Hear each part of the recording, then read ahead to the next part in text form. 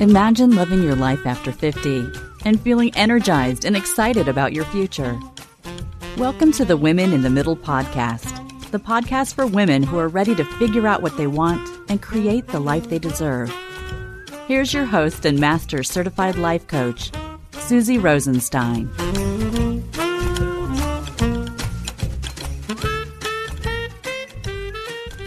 Hey there, today's episode is all about how to balance your hormones in menopause and beyond. Let's go.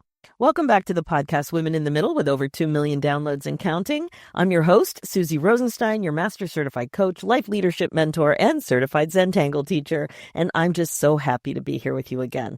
Now, this show is for women over 50 who are starting to feel time differently and want to stop coasting through life. Each episode helps you notice what's really going on in your life, recognize the moments that matter, and begin choosing your next chapter more intentionally. Today's topic is so good because who isn't talking about menopause and all the ups and downs related to it? I mean, I have it from the highest authority that all the cool kids are doing it. So we're going to go there and it's going to be great. But before we dive in, just quick, I have an invitation for you. If you've been thinking, why do I feel a bit off when everything in my life looks fine? Then this will help. You're invited to take my free Next Chapter Midlife quiz to discover if your next chapter is trying to get your attention. You'll understand what may be quietly holding you back. You'll see what your next chapter is asking for, and you're going to get personalized insight in just about 90 seconds. It's fast and it's fascinating. You can start the quiz here at www.midlifequiz.com. Okay, now let's dive in. As I mentioned, today the focus of the show is on how to balance hormones in menopause and beyond with my special guest, Sarah Haas. It's probably no surprise that we're also going to shed some light on weight loss, sleep, balance, stress, and more. Menopause can be a confusing time, I'm sure you'll agree. Sarah is a women's weight release and body love coach, integrative nutrition health coach, certified personal trainer, yoga instructor, host of the Boss Body podcast, and expert columnist for Aspire magazine. She empowers women in midlife, menopause, and beyond to create vibrant health, feel good in their bodies, and live a simple, sustainable, healthy lifestyle. Sarah also shares her personal story of discovering her second chapter career and how she became so passionate about it. Now, her holistic approach includes a mix of nutrition, hormone balancing, body movement, mindset elevation, self-compassion, and radical self-love. What episode wouldn't be complete without some concrete suggestions? Sarah has those for you too, including information about the importance of taking small steps to get you started in this new direction. Specifically, she talks about 3 that are relatively straightforward and easy to implement. So stay tuned. You're going to hear way more about all of this amazing information. Please enjoy this informative and practical episode. And please remember, the information shared in this podcast is intended for your convenience, entertainment, and education, and isn't geared to your personal situation. It's not a replacement for care or advice from your own medical professional. So as always, you may have some things you want to follow up on, so please seek a suitable professional to advise you on your personal situation. Hi, Sarah. Thanks so much for joining us today on the Women in the Middle podcast. Hello, it's such a pleasure to be here. Thanks for having me. It's so nice that you're here because we have some important work to do today. We must take a deep dive into overall health through midlife and menopause and really get at some of the things that are going on because it is so confusing out there. So I'm delighted to have you here. Yeah, it's an important subject and it's not talked about enough, but thankfully it is starting to get out there because we need the info and half of the world's population is going to go through this. So it's really important and long overdue. Yes, it is. And I have some questions too. So I'm really glad you're here. So let's get started. If you could tell us a little bit about your personal journey to doing this important work, what was going on for you in your 40s? Sure. In my 40s, I was in a completely different career. I was actually in graphic design. I'm an artistic creative, so I loved doing that. And I did it for about 20 years. And I have 2 kids. And at the time, my son was 6. And my daughter was 8. And my son was diagnosed with type 1 diabetes, which just came out of nowhere. I had no idea, knew nothing about it. It didn't run in our family. There was no warning. And so I was sort of thrown into this mama bear. I've got to do everything I can. Luckily, type 1 and type 2 are a little different, but type 1, they don't know what causes it, and there's no cure. It's a lifetime diagnosis. So you And it just you were just like humming along, minding your business, and you go for a regular appointment with your kid, and this is what happened? Or was something going on that had you a little concerned? Yes, something was going on. He was 6, and he started being so thirsty all the time, just begging for orange juice, chugging water, and also going to the bathroom constantly. And I couldn't figure out what was going on. I looked it up, and it said it could be a number of things. It could be a bladder infection. It could be just a phase where he's growing.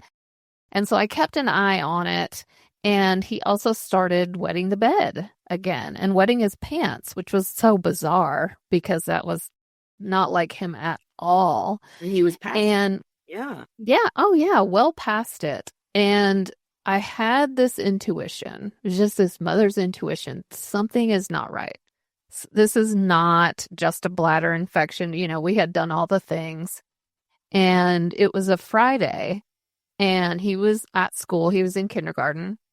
And it just struck me, I can't wait any longer. I need to get him seen. So I took him to the after-hours pediatric urgent care.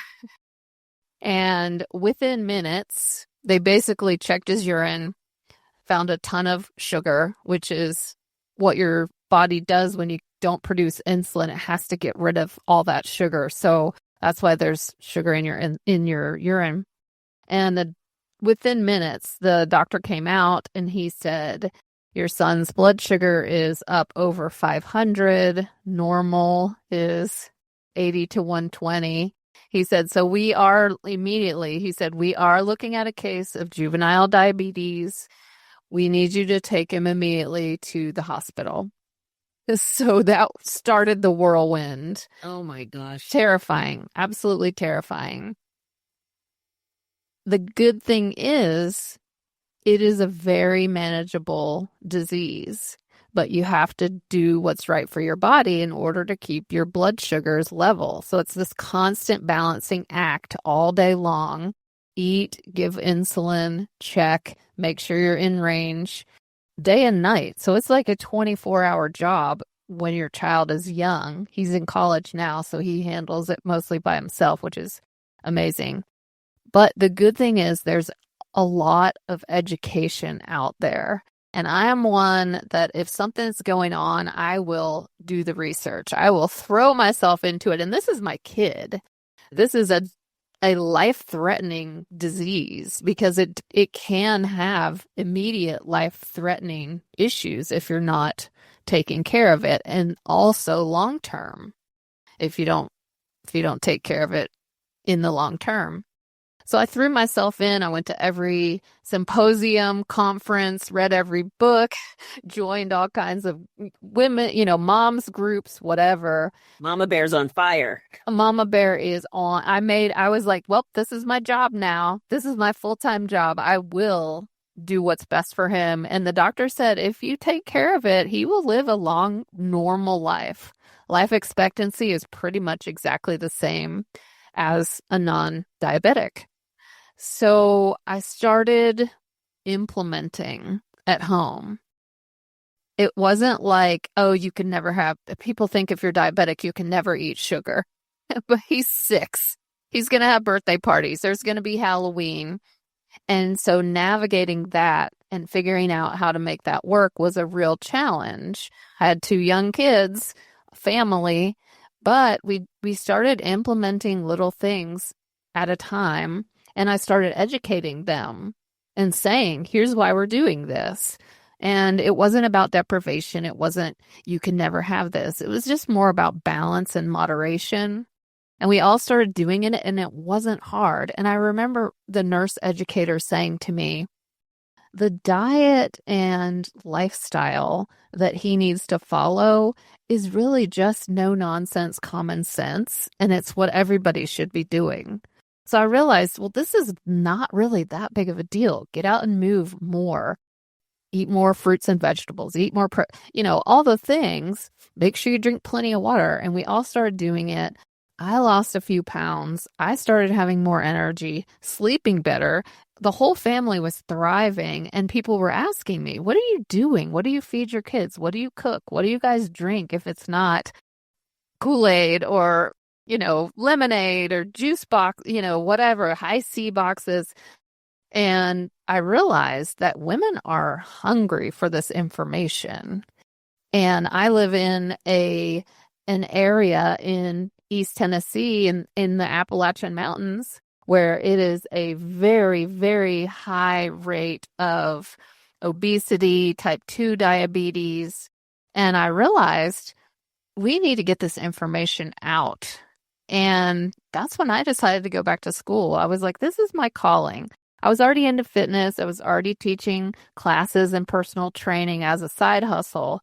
But I just decided this is what I'm meant to do. And so I threw myself in, and that's why I am where I am today. And I could not be happier about that change. I love it.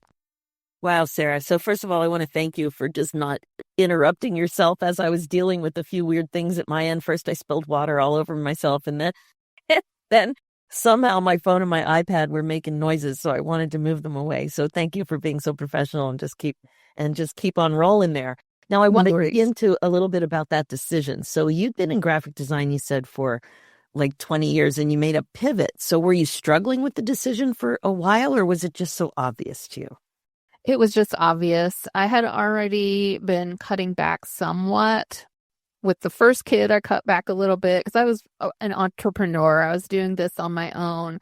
So I started seeing a few less clients because I had young kids at home, and then the second one came and I cut back a little bit more. And also, this was early 2000s, right? And that's when the internet started becoming big, and that's when print was going out and digital was coming in. And that wasn't really the training that I had in school. So I was having to constantly learn new programs, and it was all coming at me. And I was finding I wasn't quite as qualified anymore, and that I was going to have to go back and get more education anyway. So I didn't really struggle with it because I knew that this was what I was meant to do. And the good thing is I'm an entrepreneur now, and I can design all my own website and graphics and all those good things. So I still get to tap into that creative side as well. Oh, yeah. I was in a health publishing department in those years, and it was scary to watch how things were changing. I was in a book publishing department, and it was like, wow, we have to think about content in a completely different way. But okay, so now you had this situation with your kid. You started adopting all of these things with your family. I love that nurse educator shared that with you, that, you know what, you don't need to think about it like some crazy hard diet loaded with deprivation. Really just think about it this way. When did you make the leap to specifically work with women? Well, right off the bat, I was mostly working with women. A few men, yes, but I'm surrounded by women. I'm surrounded by other moms. And traditionally, they're the ones feeding their family, buying the groceries, cooking the food. A lot more men are doing that now, but it's still the bulk of it lands on the mom. And it just came naturally because they could identify with where I was. And really, they just wanted to learn, well, what did you do? Because I just want to copy what you've done. So it just became kind of seamless. And I think you draw to you who you're meant to serve. Well, plus you're talking about, like, your stories are reflecting who it is that you are and who you love to work with, because you're starting to have that experience. So it really can come kind of naturally once you're at that point.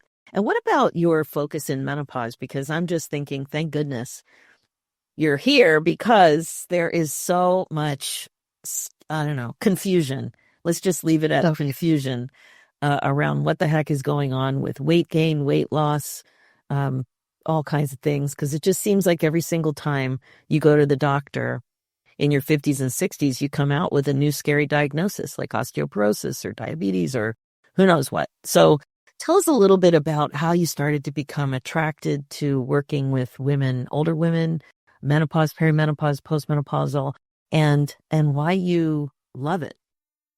Yeah. Well, first of all, I don't like to say older women. I like to say wiser women. Oh, I like to say older and wiser, actually. But Sarah, it's a good point. But I'm trying to embrace aging as there's nothing wrong with being older because comes the wisdom, and we are older. Like, where else were we going to get 30, 40, 50 years of experience if we weren't older? Yeah, absolutely. We are wiser. If only the information was out there. Yeah. Yeah. So in my mid 40s, I ended up getting divorced. That was a very hard decision because I'd been married for 17 years. I had 2 kids, elementary and middle school aged. Pretty scary. I was the primary caregiver. Also, my son had these medical issues, and my ex-husband was the primary breadwinner at this. I was still building my business, and I realized it was toxic. It was a real kind of a midlife light bulb went off that, all right, I'm middle-aged, I'm in midlife. This is not how I want to live the rest of my life. And this is not the example that I want my kids to see of what a relationship should look like. And it took me a couple of years, a lot of coaching, therapy, those kind of things to get clear on the path and have the courage to do it. And I had to walk through the fire, and I've never regretted it for 1 second. I'm a completely different person on the other side. And that's one of the things that drew me toward midlife women, is that a lot of us are in some kind of, it's a time of transition, leaving relationships, starting new relationships, empty nest.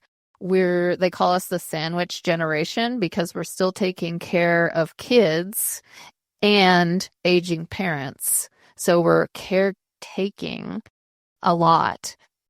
And then the next curveball, in my late 40s, I was diagnosed with stage 2 breast cancer. I was not in menopause at the time. I was having a few little hot flash type symptoms, and that was it. Regular periods, all that. And suddenly I'm looking at 20 rounds of chemotherapy, 25 rounds of radiation, a double mastectomy with follow-up surgeries. So this was a good 2-year hell. I was in hell for 2 years. I lost everything. I lost my fitness. I lost my hair.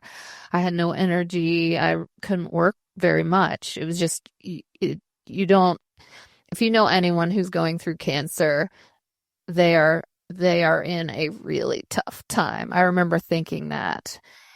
And immediately when I started chemotherapy, I was thrown into menopause. I was having regular periods. I had 1 treatment and I never had another period again. So I didn't get any kind of smooth transition. I didn't have time to adapt, and I couldn't really do anything fitness-wise or even food-wise that much because I just only could eat certain things. I was nauseous all the time, and certain things tasted bad. So for a couple years, I was just in survival mode. Wow. And then, thankfully, I am 5.5 years cancer-free now, which fantastic. Yeah, I know. I'm so lucky. I'm so grateful. I'm so fortunate. And I had to begin the process of rebuilding. I had gained about 15 pounds. I'd lost all my muscle mass. And I had to really walk my talk and really infuse my body with nutrition and nourishment and make time for all of that.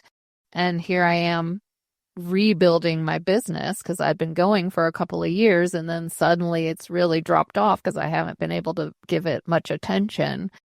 So I had a lot going on at that point. I had one in middle school and one in high school. So there's still, everything keeps going: soccer practice, band practice, theater, all those great things. And I know that so many women out there in this stage of life can relate.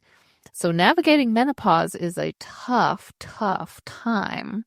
And immediately I was like, well, as I go through this phase, this is my new, first it was moms because I had young kids, and now it is middle-aged menopausal moms with older kids, and maybe looking at retirement or maybe empty nest, whatever, all those things, because I am in that phase and I'm dealing with it and I've figured it out. And those are the women who need my help now. And that's the women that I serve. Not easy to figure it out. That's for sure. That's for sure. So where did you start?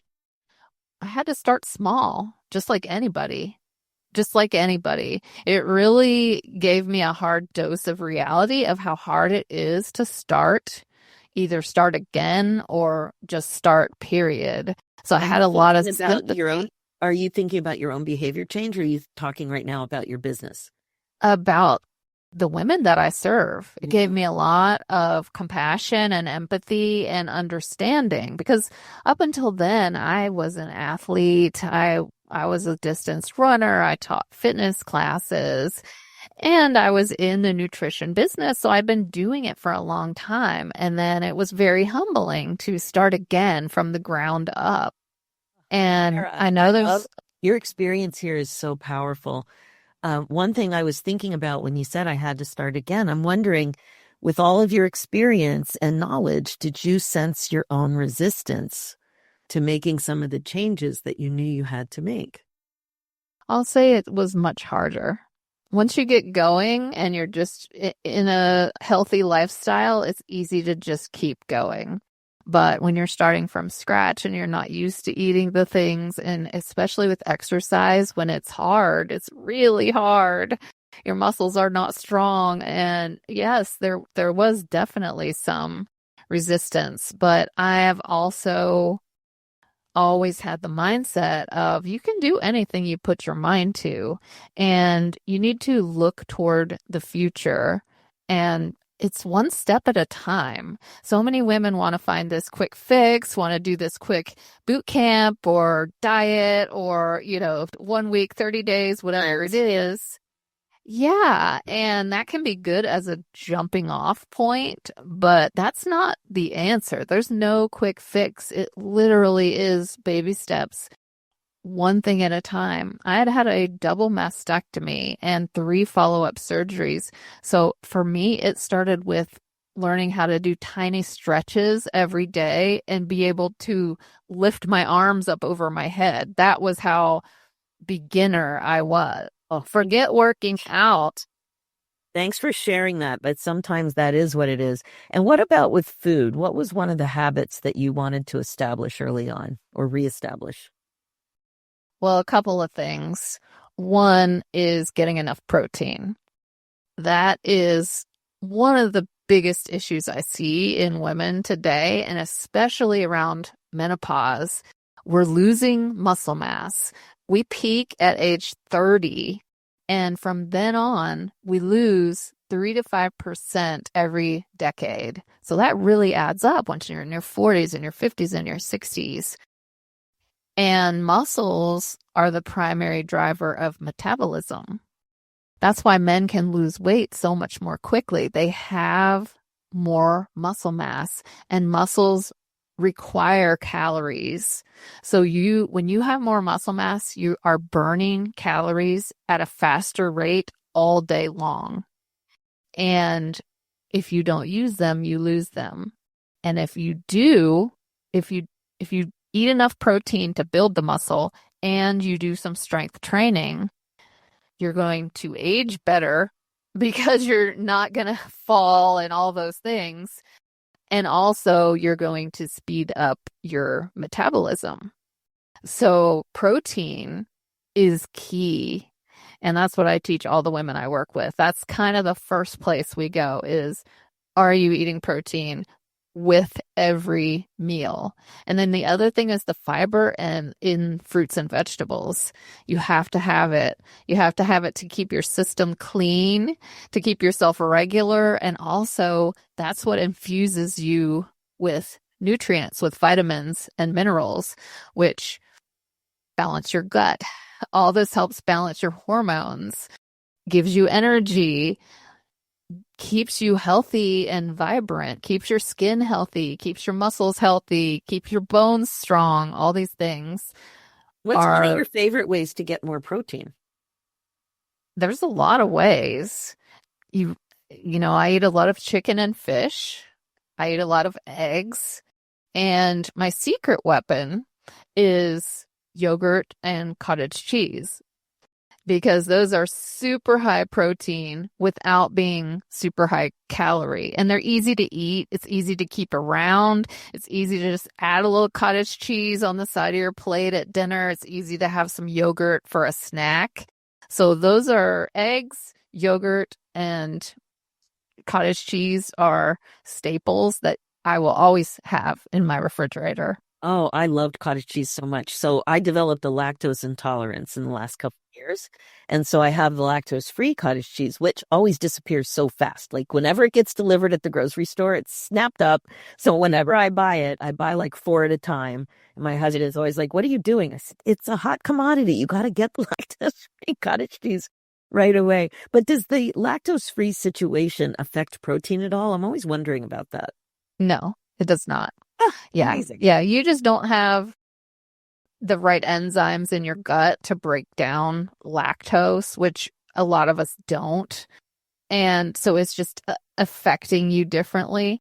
I will say that if you are lactose or dairy intolerant, yogurt and cottage cheese are a little different than just straight up milk, because they have the probiotics in there. They already have bacteria that is breaking it down, which helps your gut break it down. So it's much easier to digest than, say, drinking a glass of milk. Oh, that's great. Or eating ice cream. So yeah, eating ice cream went out the window with all of this, right? I can't get around. There's one lactose at this dairy we like. There's one, they have lactose-free vanilla and lactose-free chocolate, and they will make a lactose-free shake, but that has the lactose-free milk in it, which I didn't appreciate that might be an issue. It's better to eat the lactose-free ice cream. Is that so? Did I get that right? I would have to look that up. I'm not really sure. You're not sorry, ice cream? And I don't know.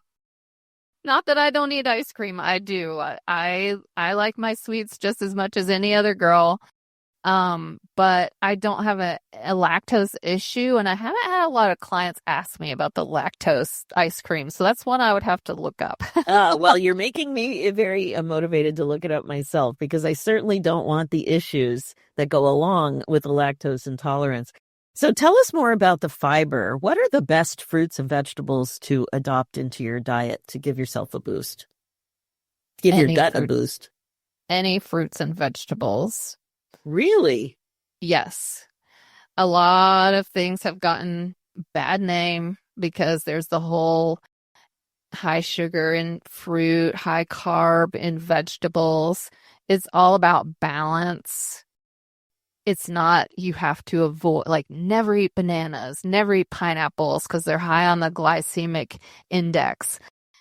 If you eat the rainbow of fruits and vegetables, there is nothing wrong with white potatoes. They actually contain tons of nutrients. There's nothing wrong with corn and peas and carrots. Don't avoid all these things, because every color contains different vitamins and nutrients. So orange things like sweet potatoes, orange peppers, oranges have vitamin C. Green things have vitamin K. So if you eat the rainbow, you're getting the full spectrum. So don't just zero in on one and just say, oh, okay, I like potatoes. I'm just going to eat that for everyday vegetable. You need the rainbow. You need the spectrum. And if you do that, you're going to get it all. Thank you for saying that, because bananas have such a bad rap, but that's probably if you're eating bananas every day or multiple bananas every day. But a banana once a week, twice a week? I eat half a banana every single morning. Oh. I love bananas. I eat a half of one every day, either in my oatmeal, in my smoothie, whatever. Yeah, I mean, we've become this society of terrified of natural sugars or carbohydrates, starchy foods, and that it goes from one end of the spectrum to the other. So back in like the 70s and 80s, it was don't eat anything with fat. Everything needs to be fat-free. Just buy all fat was the devil, right? And so they started recommending eat all these breads and pastas and grains. The little food pyramid, that was the bottom of the pyramid where you're supposed to eat. I forget, it was like 7 to 9 servings a day or whatever. And so that's not balance. We do need fat in moderation in our diet. Nothing is off limits. So now we've swung to the whole other end. Now it's eat lots of fat, do keto, do low carb, no carb. You can eat bacon every morning, steaks, eat all kinds of, put coconut oil and coconut milk on everything, but don't eat any carbs. Bread, never eat bread, never eat anything white. Don't eat pasta, don't eat potatoes. And that's not healthy either. Neither of those two extremes are healthy. If you talk to anyone who really studies nutrition, well, I won't say that because there are a lot of people out there that are promoting these extreme diets. But first of all, they're not maintainable usually because it's no fun. It doesn't feel good. Second of all, they're not good for your system. You're not getting the balance that you need. You're getting way too much of one thing and not enough of another. And I am right in the middle of, you need a good balance of all these macronutrients, the proteins, the fats, and the carbohydrates. And when you get that balance, your body's going to be getting what it needs. And bonus, it balances your hormones and your blood sugar. I find that the hormone piece of the menopause, post-menopause journey is so confusing. I don't know about you, but I didn't grow up learning about hormones at all. The only thing I ever heard about it was when you have your period, you might be moody. I never really heard anything. And now it seems like the influence of hormones is one of the most important things about this phase of life. It is, and it's really important your entire life. And it's never been given the attention that it needs. It still isn't. When you go to your OBGYN, 9 times out of 10, they don't know anything about hormones. All they know is, if you're having problems around your period, take birth control because it has some hormones in it. And we'll just keep throwing stuff at it until something sticks. So if it works and your skin clears up and you don't have painful periods, hey, perfect. We got the right balance. They're not even testing. And we have all these phases, right? We have puberty, and then we have our fertile years, and we're having babies, and that's your hormones are changing like crazy. Even if you're not having children, you're still in a phase. And then there's menopause where certain hormones decline and you have certain challenges along those lines. And a lot of women are opting for the hormone replacement therapies, which I am not opposed to. I think that you need to make your decision for yourself and with your provider. But I think testing is a great thing because it can tell you a lot about your body. And if you choose not to do the hormone therapies, there are a lot of things you can do, nutrition and lifestyle related, that can put things into balance and ease symptoms. What kind of tests are you talking about? Just hormone testing. Just straight up have them test everything, your estrogen, your progesterone. I don't do hormone testing myself, so I can't recommend a certain test or certain things, but get a full panel. Go to a functional medicine doctor who knows exactly what to test for. One of the things I did not realize pre-breast cancer and all my life was that I was estrogen dominant. So I had a lot of estrogen circulating, and they have not specifically come out and said that estrogen dominance can contribute to breast cancer, but there's a lot of speculation about it. And I had very sore, dense breasts. And I thought I was in the minority with that. And since I've been talking more about that, I meet so many women who have this dense breast tissue. And I asked when I went for my mammogram, and they said, "Oh my goodness, your breasts are so dense." I was like, "Well, what causes that?" And they're like, "Well, we don't really know. We know caffeine can affect it." And I'm like, "Well, I drink 1 cup of coffee a day." And they're like, "Oh no, this would be more like if you were just drinking like 8 or 9 cups all day long." And I was like, "Okay, you have nothing else for me. And if you have dense breasts, you have a higher chance of breast cancer." And they couldn't tell me why that was either. They said, "Well, it could just be that because it's so dense, we can't see it very well on your mammogram. And so it hides." And I was like, "Well, that's not a higher risk. That's just a higher risk of not seeing it," which did happen to me. They did not see it. I had a clear mammogram a month before I was diagnosed. And that's where my intuition came in, because I had very dense, lumpy breasts all the time. So I couldn't really identify what's a cyst, what's a fluid cyst, and what could be cancer.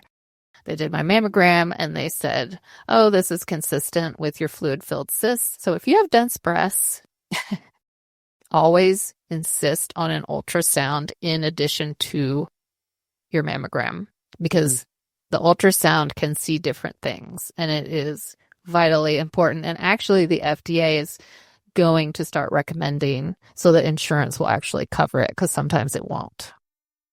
Wow, that is really important info. Thanks for sharing that. Yeah, I got kind of off on a tangent, but I'm really passionate about it. I don't want anyone to go through what I went through. Exactly. It makes sense that you would be passionate about that. So the question that I'm sure you get a lot is, what is a postmenopausal woman to do about weight loss? I remember hearing from my doctor, you can expect to gain 12 to 18 pounds. And I just started to believe that. And what do you know? I gained 12 to 18 pounds. Mm-hmm. So many women at our age are just confused about what to do because the old tricks don't work. Right. And it is typical to gain that weight if you don't know what to do. And so doctors are sort of giving you this hopeless picture of, well, nothing you can do. Sorry, you're going to gain 12 to 18 pounds. And I did gain 15 pounds. But at the time, there wasn't really much I could do about it. But I've lost that 15 pounds and I am back to my premenopausal weight. So I am living proof that you can change things, but you do have to do things differently. Like I mentioned before, you got to eat more protein. Your metabolism increases the more muscle mass you have, and protein grows your muscles. You've got to incorporate some strength training because you've got to build those muscles back up. I know that a lot of women are afraid of that. Maybe they've never done it before in their life, and it is something you start really, really small, like 10 minutes every other day, that kind of thing. And then you slowly build up, but it is absolutely crucial to build and maintain that muscle. And what you eat makes a big difference because all the hormones interact with each other. It's this beautiful, delicate dance. And if you have one thing that's out of order. It's a cascade.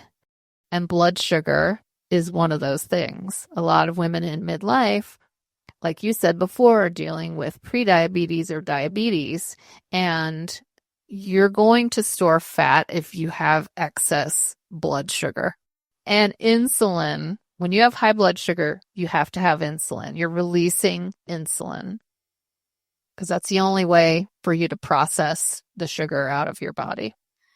And insulin's a fat storage hormone. And unfortunately, if your blood sugar has been out of balance for a long time, if you've eaten too much sugar, which a lot of us have, I do a breakup with sugar challenge every year, and I have hundreds of women. And it's not uncommon. Sugar's a big part of our life. It's easy to get. It tastes good. It feels good. It's a emotional support sometimes. Yeah. So if you've been eating a lot of sugar for a long time, you're constantly pumping out insulin, which is the fat storage hormone.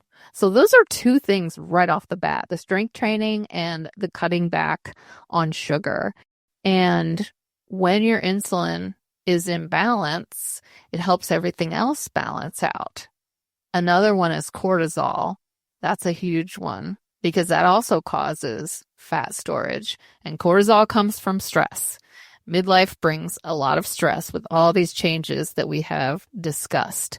And so many of us are living in a constant state of stress. We've got work, we've got kids, we've got parents, grandkids, whatever it is, life. There's a lot.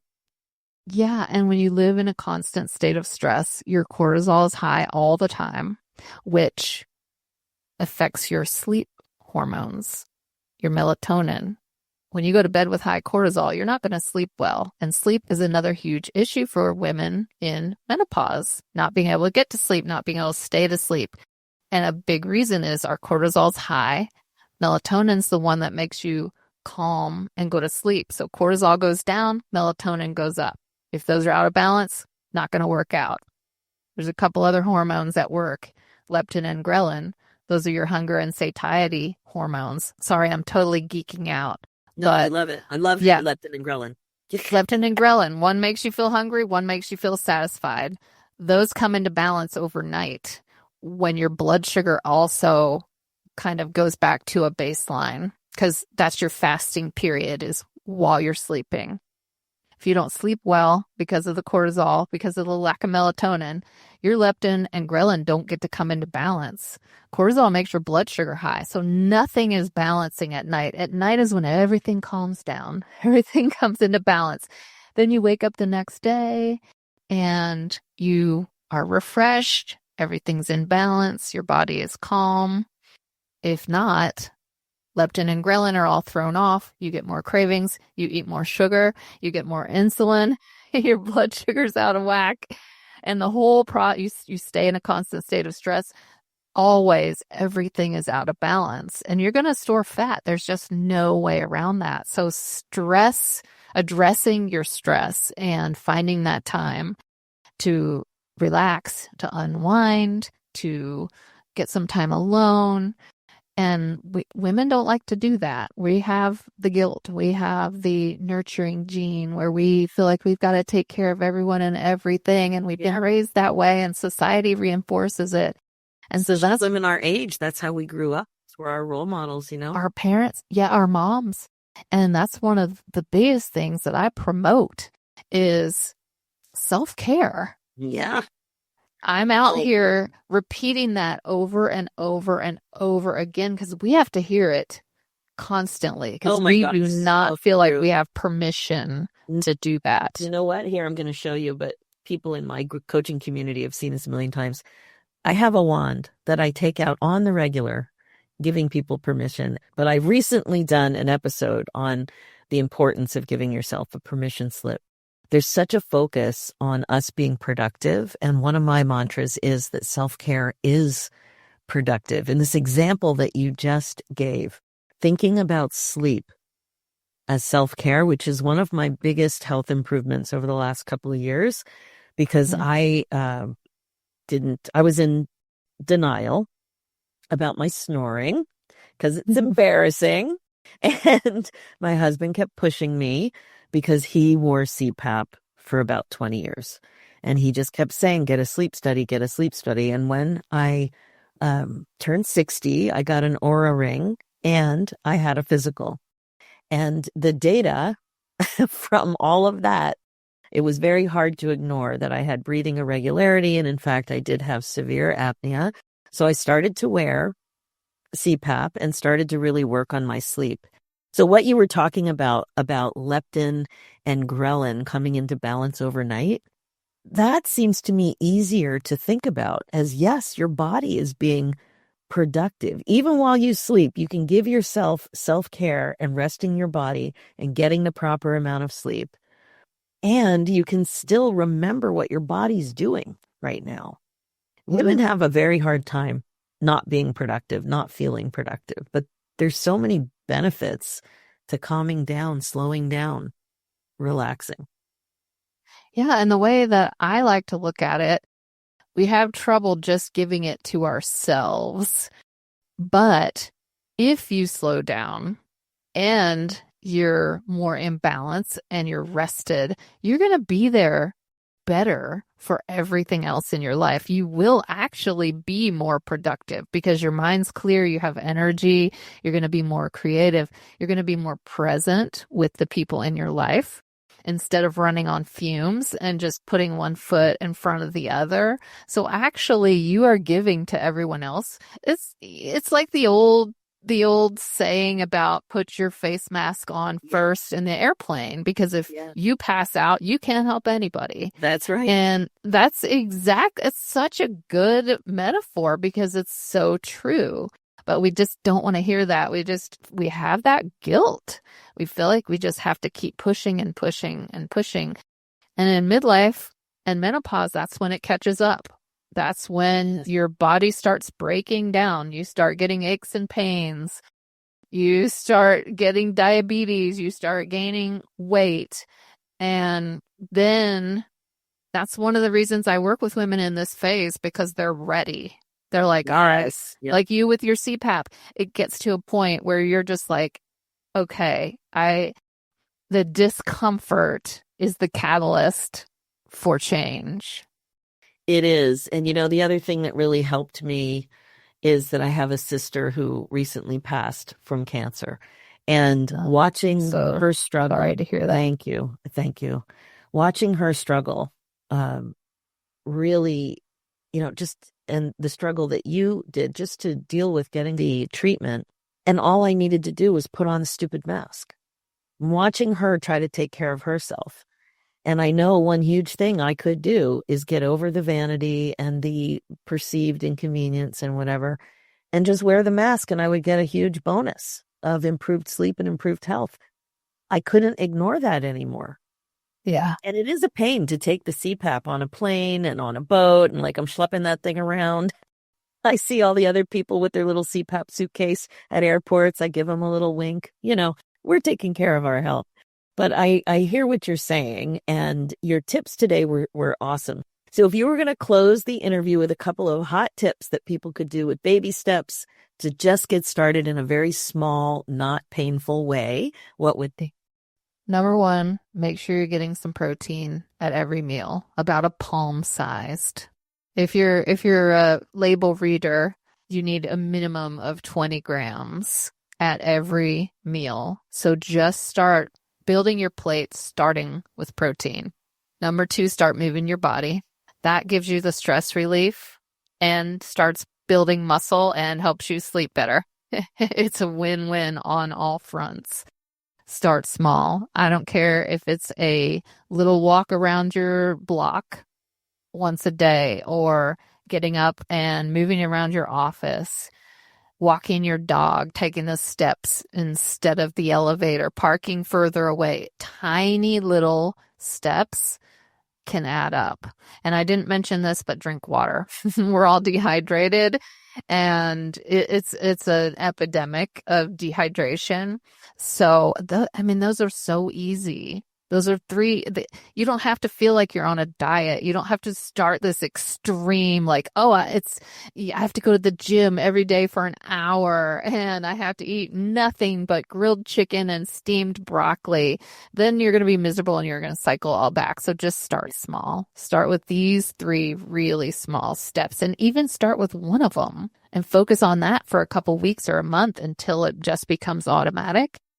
And then add on, just stack these little micro actions. So good. So good. Thank you so much, Sarah. Having you on today was great. And I know sometimes you might think, as a listener, you might think, yeah, I know what I'm doing. But what you said today was such a refresher, and you put it into context that was just so relevant with your lived experience, and just with the tips, just really, really drill down and reminding yourself that you can start small. It does matter. It does count. So thank you so much for taking the time today to be with us. You are so welcome. It was absolutely my pleasure. That's it for this episode. What a value-packed show. I know that I'm not alone with all of this confusion around this phase of life. I certainly wasn't as prepared for menopause as I was for what to expect when I had a baby. Now, so many of us midlife gals feel like we're going into all of this without much information at all.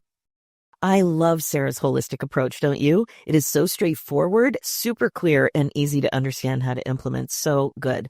I know I'm getting started with a few of these tips ASAP. Now, Sarah also has an amazing YouTube channel that I know you'll love. You can find it at www.youtube.com/@ Sarah Haas Wellness. And of course, the link is in the show notes. Now, as always, thanks so much for listening to the Women in the Middle show. Please remember to share it with your friends and other midlife gals that you know would get a lot out of it.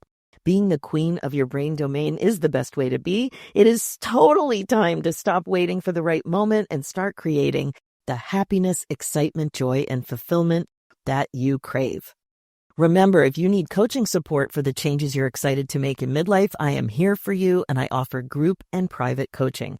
And I also have something called the Next Chapter Clarity Session. It's a private 50-minute conversation to help you get clear on what you want now. It's free, so if something in your life feels a little off, unclear, or out of sync, this is where you figure out what's really going on and what you want to do about it. That's the kind of session this is. It's insightful and designed to help you see where you may be getting in your own way and how I might be able to help you turn the page on your next chapter. So you can go ahead and book that now at www.talktosusie.com. For show notes and links, go to www.susierosenstein.com and click the podcast tab and look for episode 454. And you'll also see a link there for my other show, The Women in the Middle Entrepreneurs, which is all about the reality of running your business when you're a midlife gal. It's also on iTunes, Spotify, and all the podcast places. Let's do this, ladies. It's time for you to put yourself first, one thought at a time. Thanks so much for listening, and I'll talk to you next week.